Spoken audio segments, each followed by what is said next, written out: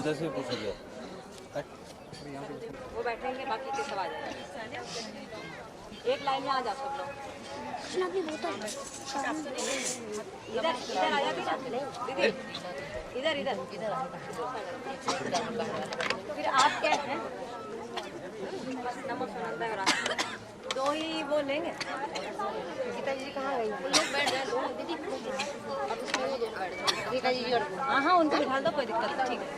गीता जी कहाँ गई?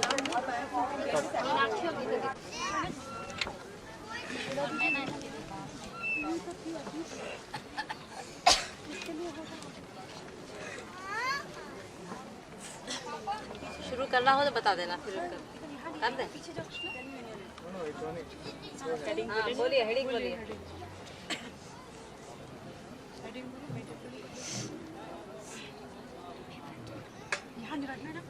बोलो जल्दी। सर्वदेव नमस्कारः। अपने द्वारा समर्पित आहुतियों तथा संपूर्ण यज्ञ की सफलता के लिए सर्वव्यापी परमात्मा सत्ता को नमस्कार करें। लौकिक मंत्र गे स्वर विलंबित गति। ओम नमो स्वनंताय सहस्रमूर्तये सहस्रपादाक्षि शिरोरुबाहवे सहस्रनाम्ने पुरुषाय शाश्वते सहस्रकोटि युगधारिणे नमः। सहस्रकोटि युगधारिणे नमः। विशिष्ट शक्ति संवर्धनार्थम आहुतिः। श्रेष्ठ प्रवृत्तियों एवं चेष्टाओं को फलित करने के लिए अपने जीवन में प्राण प्रवाहों में प्रखरता और शक्ति का विकास करना होता है। इस उद्देश्य से आहुतियाँ डालते हुए भावना करें कि यज्ञ भगवान एवं देव शक्तियों के सहयोग से हमारे अंदर दिव्य प्राण का जीवनी शक्ति का संचार हो रहा है। यह मंत्र अथर्ववेद 2:16-17 से उद्धृत है।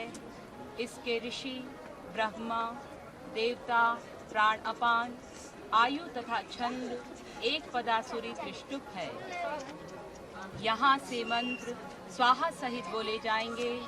स्वाहा बोले जाने पर सभी याजक दोबारा स्वाहा बोलते हुए आहुतियाँ समर्पित करें। वैदिक मंत्र गांधार स्वर विलंबित गति। ओम प्राणापानो मृत्योर्मापातं स्वाहा स्वाहा। ओम ओजोसि ओजो मेदाः स्वाहा स्वाहा। ओम सहोसि सहो मेदाः स्वाहा स्वाहा। ओम बलमसि बलं मेदाः स्वाहा स्वाहा। ओम आयुरसि आयुर्मेदाः स्वाहा स्वाहा। ओम श्रोत्रमसि श्रोत्रं मेदाः स्वाहा स्वाहा। ओम चक्षुरसि चक्षुर्मेदाः स्वाहा स्वाहा। इदं विशिष्ट शक्ति संवर्धनाय इदं नमः।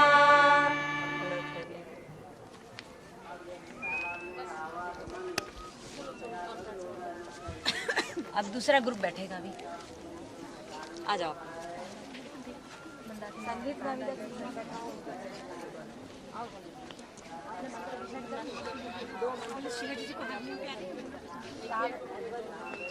हाँ हाँ वही बैठो।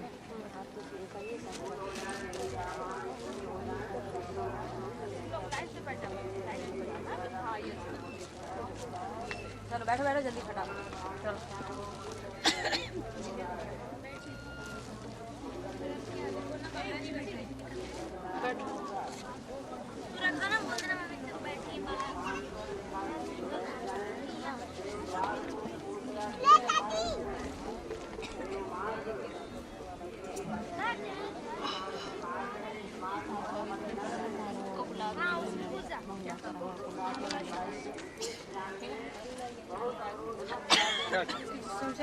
आए जाते हैं, उसकी सबसे प्रथम क्रिया है मंगलाचरण।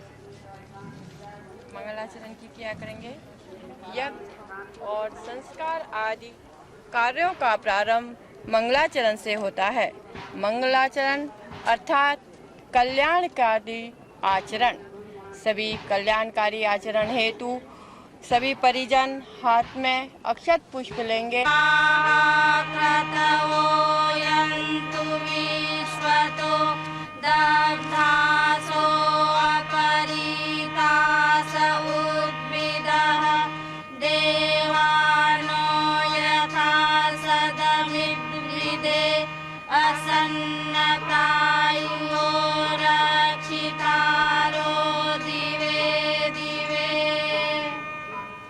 इसके पश्चात पवित्रीकरण की क्रिया करेंगे।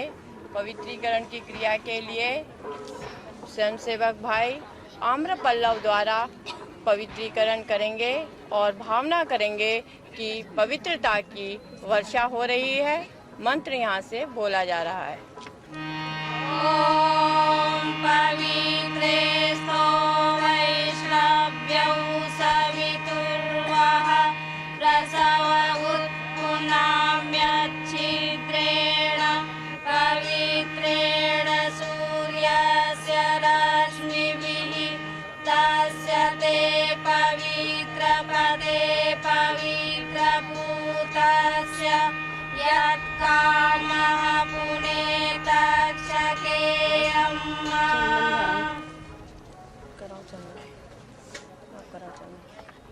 चंदन धारण।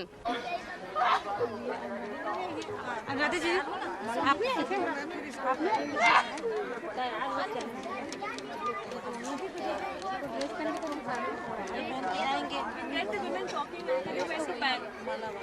Talking on your left, on your right. Time क्या हुआ? No, get them. This is an interaction that they will not give you.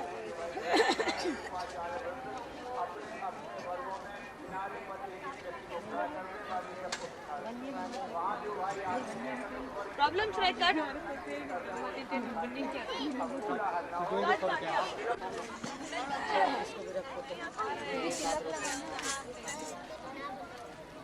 तिलक दीदी कौन लगा रही है?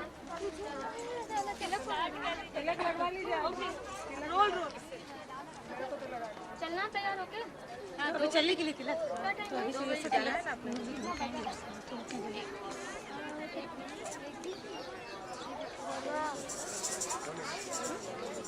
अरे मुझे याद नहीं तुम्हारे टेंथ में नया नया मार्क्स है था।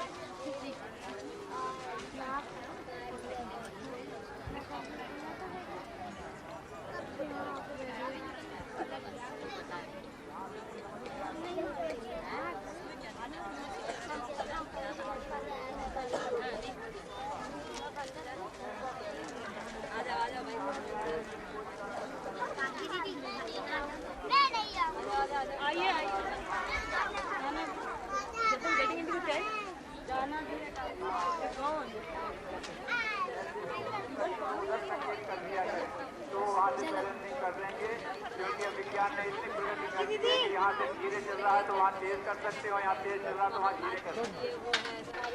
दाहिने हाथ मंत्र पाठ के साथ दिव्य पवित्र धाराओं को अपने शरीर, मन एवं अंतःकरण में संचित ये भाव भरा।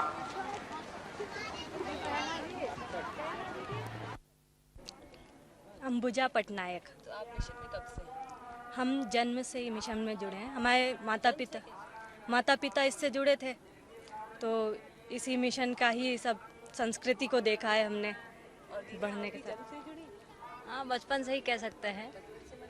मतलब ये है कि 6 साल की थी तब गुरुदेव हमारे यहाँ आए थे, हमारे यहाँ मतलब अहमदाबाद में, और 5-6 दफ़े आ गए थे, वहीं आकर के हमने दीक्षा वगैरह ली थी। पर उस समय ऐसा था ना कि अब स्कूल कॉलेज में पढ़ते थे, मतलब बचपना था तो इतना समझ में नहीं आ रहा था। और फिर उसके बाद एक टाइम में आई थी यहाँ पर शांति कुंज में, और उसके बाद फिर 87 से मैं यहीं पर हूँ, अपना एजुकेशन वगैरह पर करके। क्या समझ में नहीं आता था और अब क्या समझ में आता है? पहले ये था कि बाहर की भौतिक दुनिया में हम बहुत ही लिप्त थे। भौतिक दुनिया मतलब ऐसा है कि जैसे पढ़ रहे थे तो पढ़ते हैं तो स्वाभाविक है कि बाहर के जैसे बाहरी माहौल होता है उसी प्रकार के माहौल में हम भी थे। अब माहौल का फ़र्क क्या, मतलब स्टूडेंट लाइफ अलग होती है और कॉलेज लाइफ भी उसी टाइप की होती है। मतलब एंजॉय करना है, पढ़ना है, फ्रेंड सर्कल के साथ घूमना है, कहीं बाहर जाना है, यही लाइफ रही थी। मतलब हंसी खुशी और स्पोर्ट्स वगैरह में बहुत पार्टिसिपेट लेती थी मैं, तो उसमें भी जाती रहती थी। नहीं, बुरा कुछ नहीं लग रहा है उसमें, वो हालांकि वो अभ्यास अभी हमको काम आ रहा है यहाँ पर।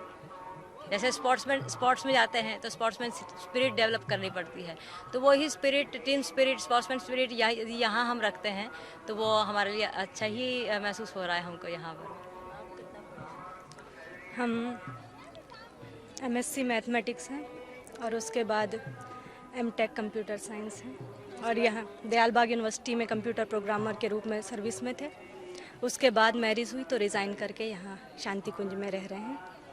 अब सारा काम आप शांति कुंज का ही करते हैं? बिल्कुल। इससे बाहर कोई दुनिया नहीं है। दुनिया तो ऐसा है कि शांति कुंज हमारा एक ट्रेनिंग सेंटर है जिसमें हर प्रकार से गृहस्थ किस प्रकार से गृहस्थी में भी सुखी रूप से किस प्रकार रहते हैं उसका प्रशिक्षण दिया जाता है। तो प्रशिक्षण के लिए एक मॉडल रखना होगा दिखाने के लिए। तो हम आज के समय में जो आवश्यकताएं हैं उस आधार पर, जैसे आज की समस्याएं हैं हमारी जनसंख्या की, या हर आदमी सोचता है कि हमें बड़ा सा, ये जो पॉपुलेशन कंट्रोल की बात करी थी उसके बारे में ऐसा है, गुरुदेव ने कहा था कि हमारा मिशन भी एक राष्ट्र का एक हिस्सा ही है।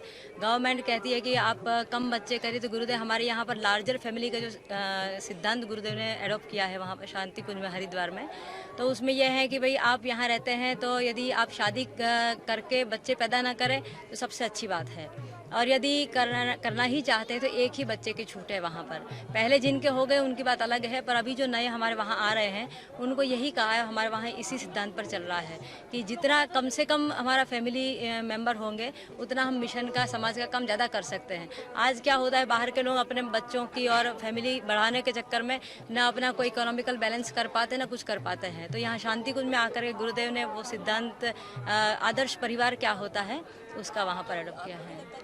बाहर रह के आप यही चीज़ कर सकते हैं, पॉपुलेशन कंट्रोल तो प्रोग्राम ऐसा नहीं, ऐसा है, वो बाहर हमारे जो मिशन से लाखों करोड़ों लोग जुड़े हुए हैं, 4000 हमारी शक्तिपीठें हैं और अभी दूसरी शाखाएं भी हैं, तो उसके जितने भी हमारे सदस्य हैं वो सब यहाँ शांति कुंज में आते हैं ट्रेनिंग सेंटर में, और उन लोग भी ये संकल्प लेते हैं। हमारे यज्ञ वगैरह होते हैं, कार्यक्रम होते हैं, तो उसमें हम उनको भी कहते हैं भी आप यदि कम संतान रखेंगे, फैमिली अपनी छोटी रखेंगे तो आप ज़्यादा कर पाएंगे। अब लोगों को पता भी चल रहा है, तो महिला होने के नाते मतलब किस उसमें आप भी यहाँ पर गायत्री, हाँ, आप लोग भी हैं गायत्री मशीन, आप क्या समझते हैं कि समन्वय ज़्यादा है, क्या आप ज़्यादा किस जगह योगदान ज़्यादा दे सकते हैं? हमको ये लग रहा है कि हम मिशन के माध्यम से ज़्यादा कर सकते हैं। जैसे एक हमारी ऋषि संस्कृति है कि एक आदर्श परिवार कैसा होना चाहिए, जैसे आपने राम राज्य के समय में सुना होगा, तो वही परिकल्पना गुरुदेव ने यहाँ शांति कुंज के मॉडल के रूप में फिर से अडॉप्ट किया है। यहाँ पर हमारे यहाँ 700 फैमिली रहती है शांति कुंज में, और वो सब एक ही माताजी गुरुदेव के आदेश के अनुसार, अभी डॉक्टर साहब और जीजी है और भी हमारे दूसरे वहाँ भाई लोग हैं, तो उनके निर्देशन के अनुसार सब चलते हैं, वही जो गुरुदेव ने सिद्धांत वहाँ किया है। जब प्रशिक्षण हुआ आपका शांति कुंज, हाँ, कुछ एक्सपीरियंसेस बताइए क्या? ऐसा है कि बाहर की दुनिया में जब मैं रहती थी तो कुछ इतना नहीं सीखा था, और यहाँ आकर के शांति कुंज में आकर के मैंने भाषण संभाषण का सीखा, मतलब प्रवचन वगैरह कैसे देना। फिर दूसरे कर्मकांड जो हमारे जी नहीं, जरूर मुझे भी प्रवचन देना नहीं आता, लेकिन हाँ, नहीं ऐसा है ना कि देखो, अच्छी बात यदि किसी को हाँ लोगों तक पहुंचाना है तो उसके लिए वाणी का उपयोग करना ही पड़ता है। तो अच्छे विचार आज जैसे आपके सिनेमा वगैरह हैं या दूसरे नेता लोगों के भाषण हैं या और कई लोगों के हैं, तो उसमें कभी कभी लगता है कि इन लोगों कोई सार तत्व वाली चीज़ बोलते नहीं है जो हमें कुछ मिले जीवन में और हम उसको अपने जीवन में उतार करके आगे बढ़ सके उस आदर्शवादिता के पथ पर। तो इसीलिए गुरुदेव ने उनके लिखे हुए साहित्य में से ही या उनकी ही वाणी को हम लोगों तक पहुंचाने का प्रयास करते हैं प्रवचनों के माध्यम से। और दूसरे हमारे जो वहाँ पर कर्मकांड वगैरह होते हैं, जैसे अभी यज्ञ हो रहा है हमारा, तो ऐसे ही हमारे शांति कुंज में आकर के सब लोग वहाँ ट्रेनिंग लेते हैं एक महीने की। तो उसमें उनमें हम उन लोगों को कर्मकांड पूरा 16 संस्कार है वो सिखाते हैं, यज्ञ सिखाते हैं, और वो बहनें और भाई सब क्षेत्रों में जा कर के उसका प्रचार प्रसार करते हैं और घर घर जा कर के संस्कार कराना, यज्ञ कराना। फिर दूसरा संगीत भी सिखाते हैं कि संगीत के माध्यम से भी लोगों तक हमारी बात पहुंचा पाए। और हमारे गाने ऐसे प्रेरणाप्रद गाने होते हैं कि जैसे आज के फिल्मी गाने तो लोगों के दिमाग ख़राब करते हैं, अश्लीलता के अलावा कुछ मेरे को तो दिखता नहीं है।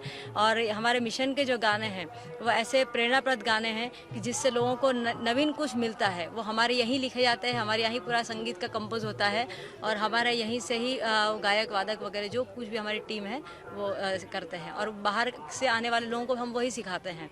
और दूसरा आप तो मैथ्स पढ़ी हुई हैं। एक मिनट, एक चीज़ और हम इस पे बोल रहे थे कि हमारे शिविरों का या ट्रेनिंग सेंटर का पहला उद्देश्य जो सिद्ध होता है वो है कि हम में स्वयं सेवक वृत्ति डेवलप होती है। मतलब हम ट्रेनिंग में जब आते हैं, पहली चीज़ तो हमारी दिनचर्या किस प्रकार की बनती है, सवेरे उठने से लेकर खाना पीना एकदम सिंपल रहता है। दूसरी चीज़ थाली वगैरह हम अपने आप धोते हैं। फिर हमारा श्रमदान का एक टाइम निश्चित होता है। कोई भी आता है चाहे जिस प्रकार का है, उसको कुछ भी कहा जा सकता है, लैट्रिन साफ़ करने से लेकर कोई भी ड्यूटी, मतलब शांति कुंज में कोई नौकर चाकर नहीं है, सब वहीं रहने वाले या ट्रेनिंग में आने वाले करते हैं। तो उससे जो एक छुआछूत जातिवाद का है कि लैट्रिन साफ़ करना नीची जाति वालों का काम है, वो ब्राह्मण भी करते हैं, तो वो बात मन से निकल जाती है। तो हमारा पहला उद्देश्य जहाँ तक हम समझते हैं कि यही है कि राष्ट्र को एक सही माने में स्वयं सेवक प्रदान करें, जिसका अभी हम बात कर रहे थे कि आप वो कह रहे हैं कि हाँ, जो आप सीखते हैं प्रशिक्षण आपको मिलता है वेदों में और इन सब चीज़ों में, और आप तो मैथ्स पढ़ी हुई हैं, साइंस में भी यही, वैदिक मैथमेटिक्स है। बेटा तुम लोग तो आप कैसे देखती हैं कि ये जो साइंस है और आपके जो हमारे पुराने रीति रिवाज हैं उनको क्या उनका भी इसके संबंध में हमारे यहाँ एक ब्रह्मवर्चस्व रिसर्च लेबोरेटरी बनी हुई है। तो हमारे यहाँ शांति कुंज का उद्देश्य क्या है कि हमारी जो प्राचीन ऋषि परंपरा थी उसी के अंतर्गत हमारी वैदिक शांति। मुझे शांति कुंज का उद्देश्य आपसे नहीं सुना। हाँ, नहीं, मैं स्वयं उसमें जो वर्क करती हूँ वो मैं बताने जा रही हूँ। उस ब्रह्मवर्चस्व में मैं स्वयं जो लेबोरेटरी में वर्क करती हूँ उसका अपना एक्सपीरियंस मैं बताती हूँ। तो हमारे यहाँ 9 दिन का, जैसे 1 महीने का शिविर होता है, तो स्टार्टिंग में टेस्ट